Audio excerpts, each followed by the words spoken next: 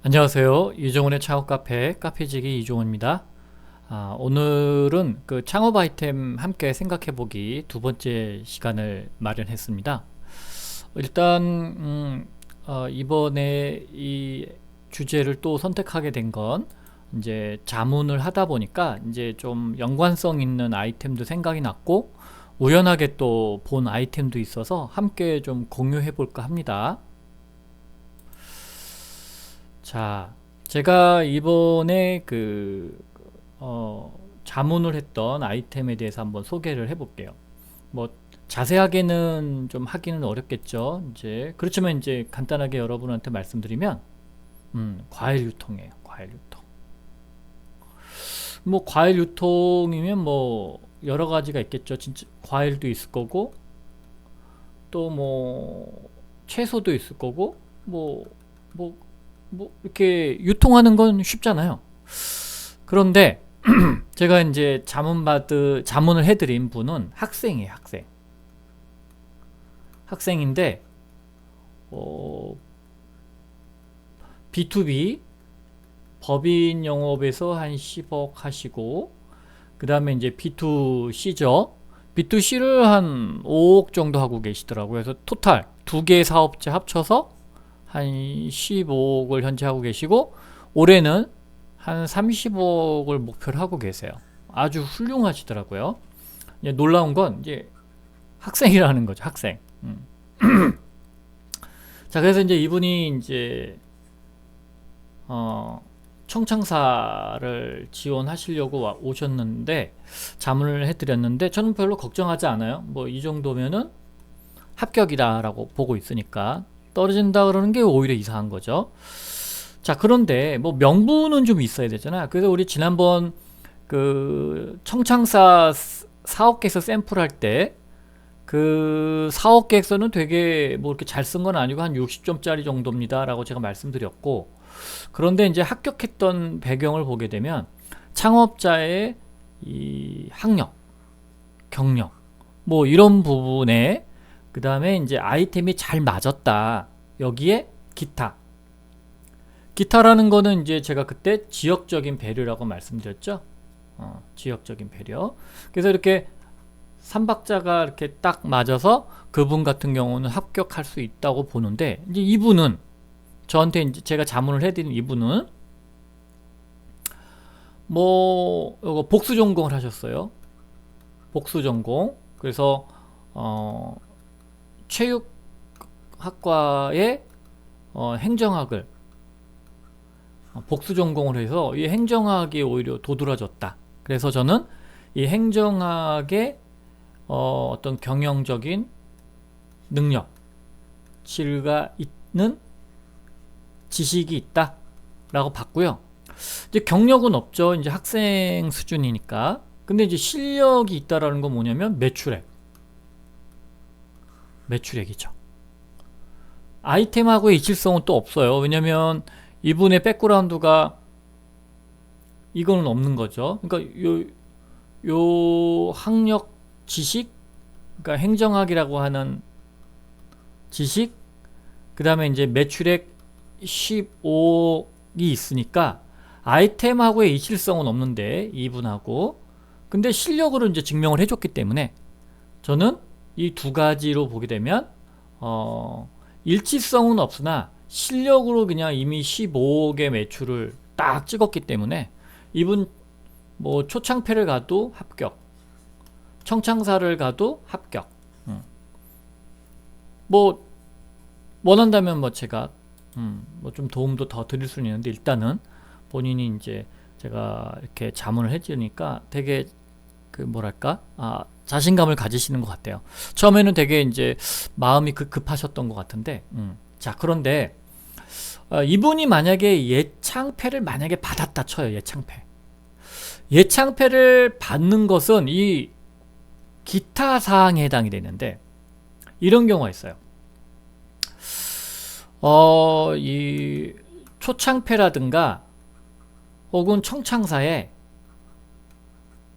예창패를 수혜받으신 분들이 가끔 오시는데, 이걸 받은 거는 마이너스적인 요인이에요, 여러분. 플러스 아닙니다. 마이너스예요. 왜? 이미 예창패에서 선정이 됐기 때문에 예창패에서의 이 결과값이 매출로 연동되거나 또는 어떤 고객 평가 지표가 잘 나오던가가 아니면 오히려 예창패 수에는 독이 됩니다. 그래서 이분이 만약에 예창패를 받고 매출액 15억을 냈어요. 이 과일 유통으로. 그래도 합격입니다. 왜? 받고 실적을 냈잖아요. 15억이라고 하는 숫자.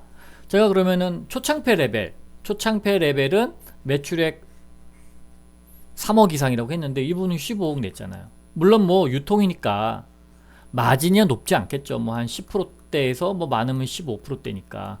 그래도 그 혼자서 1인이 15억 매출 냈으면 되게 훌륭하잖아요. 그쵸? 그래서 저는 이런 분이 합격이다. 다만 자, 나 매출액이 좋으니까 실력이 있으니까 뽑아주겠다라고 하는 것보다 좀 더 폼나게 1순위로 가면 좋잖아요. 1순위. 근데 지금 제가 보기에는 자격 자체가 1순위예요. 그런데 좀 더 높은 탑 클래스로 좀 가고 또 나중에는 뭐 투자도 좀 받고 혹은 뭐 이제 글로벌 청년 사관학교도 있잖아요. 이런 것까지 고려한다면 좀 더 뭐가 하나 있어야겠죠. 그래서 제가 아이템을 이렇게 얘기를 해드렸어요. 초신선 이걸로. 그러니까 초신선 하니까 이 마켓컬리하고 정육각이 생각이 나는 거예요. 정육각이라는 거 여러분 찾아보시면 아시겠지만 우리가 보통 고기라고 하는 것들은 대부분 이제 일주일 전, 뭐 많으면 한 15일 전에 이제 죽은 아이들이 냉동도 되고 냉장도 되고 그래서 우리가 이제 마트에서 이제 만나는 건데 이 정육각은 딱 2박 3일이에요. 그래서 그 소, 돼지가 죽으면 2박 3일 안에 배송이 오는 거예요. 집으로. 그러면 냉동이 필요 없죠. 냉장만 된 상태에서 오는 거니까 여러분들 뭐 아시겠지만 고기들은 얼렸다가 녹으면 이 육수라고 하는 것이 이제 뭐 피가 빠지고 그러면서 육수 같은 것들이 빠지면서 맛이 떨어져요. 그래서 고기는 냉동을 시키는 게 아닌 게 제일 좋습니다. 물론 이제 물고기도 마찬가지예요. 그렇지만 이제 신선도 때문에 어쩔 수가 없으니까 우리가 이제 냉동을 해가지고서 보관도 하고 이송도 하고 이런 벌어지는데 어쨌든 이 정육각은 그런 초신선에 대한 화두를 가지고서 창업을 해서 대박이 난 회사죠.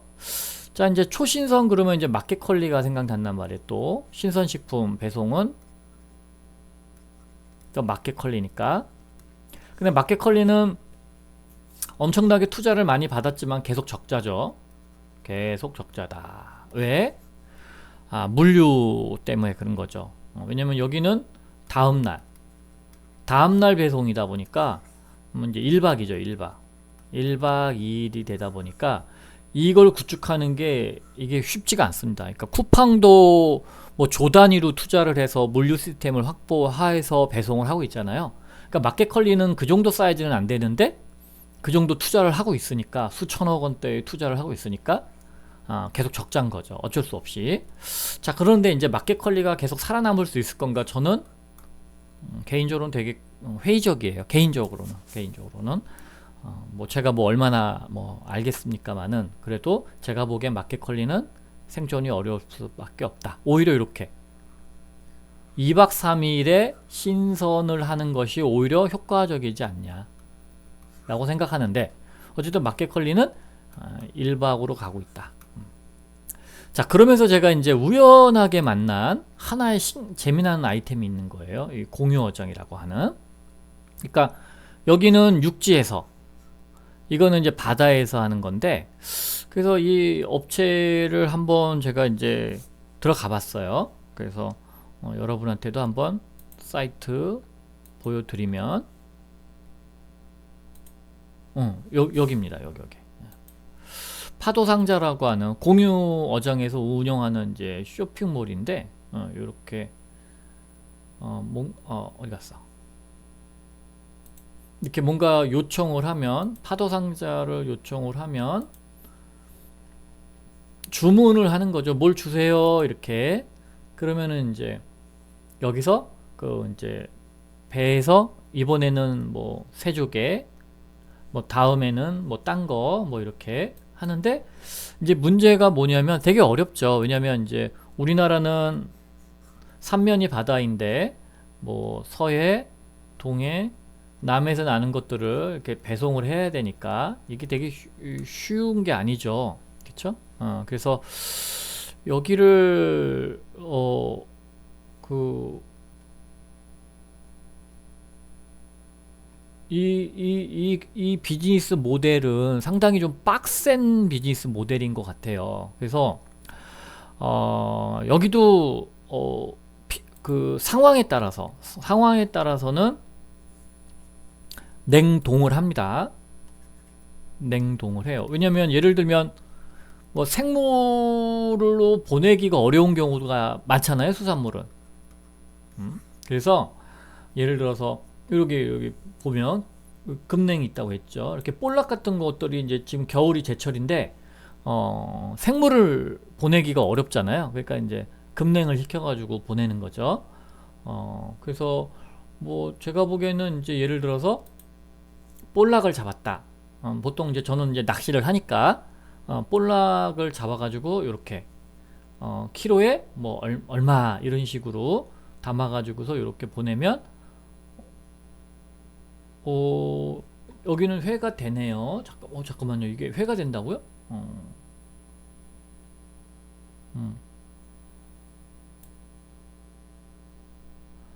여기 이제 마켓컬리처럼 1박이네요. 1박. 오후 3시 이전에. 오후 3시 이전에 주문하면, 이후에 주문하면은 이제 이거는 1박이 안 되는 거죠. 그러니까 다음날 도착이 되는 거니까, 이러면은 이 물고기 중에서 깨끗하게 정리가 되면 이렇게 회로 떠서 먹을 수는 있을 건데,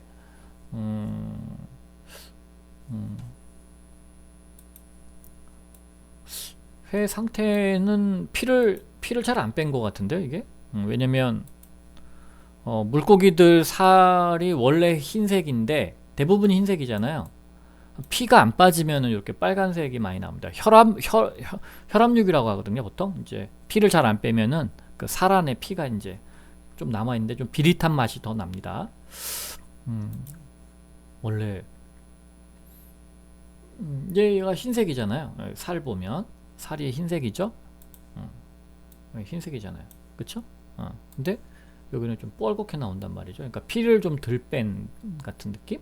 그러니까 피를 안 뺄 수도 있어요. 예를 들면 작은 물고기니까 그냥 내장하고 이것만 빼고서 그냥 보내면, 이렇게 회로 먹는 거는 저는 여기 써 있네요. 근데 여건상 손질이 불가능하면 원물로 보내드리면 피가 안 빠지니까 이렇게 될 수밖에 없겠죠. 그러니까 그냥 요 상태로 하면 이제 일단 1박이면 죽어서 올 거예요. 그러면 물고기에서 피가 안 빠지면은 살에 이제 피가 이렇게 빨갛게 좀 남아요. 그러니까 요런 거는 좋은 건 아니죠. 그러니까 나쁘진 않은데 뭐 먹는다고 뭐 죽는 건 아닌데 좀, 그러니까 회 맛이 신선하지는 않겠죠. 어쨌든 여기는 마켓컬리처럼 이제 1박 또 되는, 그 생물일 경우는 1박. 그러니까 생물은 1박. 그 다음에 이제 냉동 같은 경우는 이제 금냉 볼락은 뭐 이제 2박도 되겠죠. 뭐 근데 얘도 뭐 1박으로 보낼 수 있으면 1박으로 보내면 되는 거니까 크게 문제는 없는데, 자 이제 생각을 해보면 이 공유어장의 그러면 키는 뭘까? 그러면 우리가 보통 신선한 생선을 먹는 방법에 대한 고민, 그 다음에 두 번째 이제 제철 수산물이죠. 제철 수산물을 그때그때 이제 공급을 해주는 거죠. 그래서 제가 아직까지 현재 제가 지금 파악하기로는 이 공유 어장에서 표방하는 비즈니스 모델이 저는 좀 뭐랄까 좀 더 다듬어야 되지 않을까 하는 생각이 좀 있어요. 제가 이제 그 자문을 해줬던 그 학생한테도 얘기를 했는데, 이렇게 모든 것들을 다 다루려고 하지 말고 딱딱 제철 과일 한두 개 정도 이렇게 선별을 해서 이렇게 고객한테 보내는 게 낫지, 그냥 온갖 수십 가지를 다 하게 되면 이 MD가 죽어나거든요. MD가 죽어나고 또 요 물량을 확보하는데도 상당히 어려움을 겪을 수가 있으세요. 그래서 저는 일단 그거 보면서 수산물을 조금 더 이제 그 마켓 컬리적인 어떤 일박 배송으로 접근한 것까지는 좋았는데, 조금 비즈니스 모델을 좀 더 다르게 가져가 보면 어떨까 하는 생각은 가지고는 있어서 좀 조심스럽게 제 의견을 표방하지만, 조금 비즈니스 모델의 업그레이드가 필요하겠다 라는 생각이 좀 있어요. 그리고 그 외에는 그냥 수산물에 대한 뭐 특히 물고기류 물고기류들에 대한 마켓 컬리, 일박의 마켓 컬리 뭐 그런 정도로 저는 생각하고 있어요. 그래서 이제 이 회사 이제 제주도에서 아마 투자 받은 것 같아요. 제주도에 기반하고 있는 회사다 보니까. 그래서 한번 요 회사도 여러분이 한번 공부를 해보시면 어떨까 하는 생각이 좀 듭니다. 자, 그래서 좀 오늘은 뭐 좀 여러 가지 이 아이템으로 파생이 되는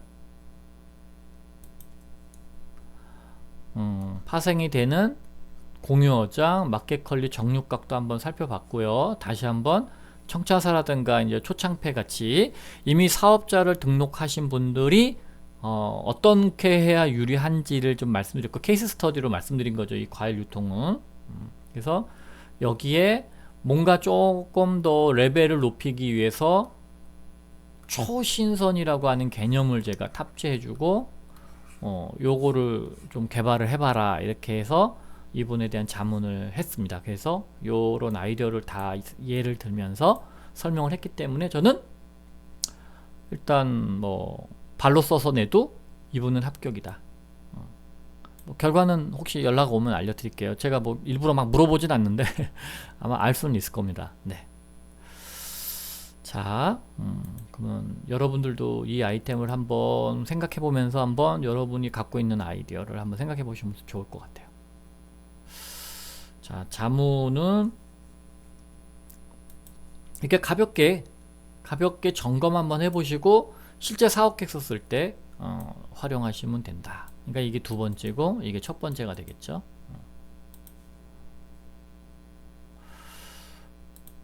카페도 와서 이제 제 강의 자료 한남대학교에서 강의한 거 올려놨으니까 한번 보시고요. 다시 한번 말씀드리지만 다음 영상은 진짜 메일로 문의 주신 분에 대한 내용입니다. 그래서 진짜 주시면 뭐 가릴 거 가리고 그 다음에 뭐 공유해도 될 것들은 제가 이렇게 공유해 드립니다. 그러니까 너무 이렇게 뭐 이렇게 쫄지 마시고, 그 다음에 여러분이 남한테 공개 못하는 아이템이라고 해서 대박 아이템 아니에요. 대부분이 남한테 얘기하는 아이템들 들어보면 3000%가 있는 아이템들이 대부분이에요. 창피해서 얘기 안 하면 모를까? 자신 있으면 뭐 공개해도 상관없겠죠. 왜? 그 아이템을 해낼 수 있는 사람은 나니까. 그쵸? 나 외에는 해낼 사람이 없어요. 그거 생각한다고 다 하겠습니까? 남의 얘기 듣고 다 해요. 그 사업을? 못합니다, 여러분. 준비하신 분만 할 수 있는 거예요. 그래서 여러분의 아이템을 저한테 궁금하신 점 같이 얘기하면 제가 자세히 말씀을 드릴 수 있는데, 그 다음 영상에 그 메일로 영상 문의 주신 분에 대한 답을 말씀드리면서 답변 드리는 것과 더불어서 좀 주의하셔야 할 것들 같이 한번 말씀드릴게요. 수고하셨습니다. 감사합니다.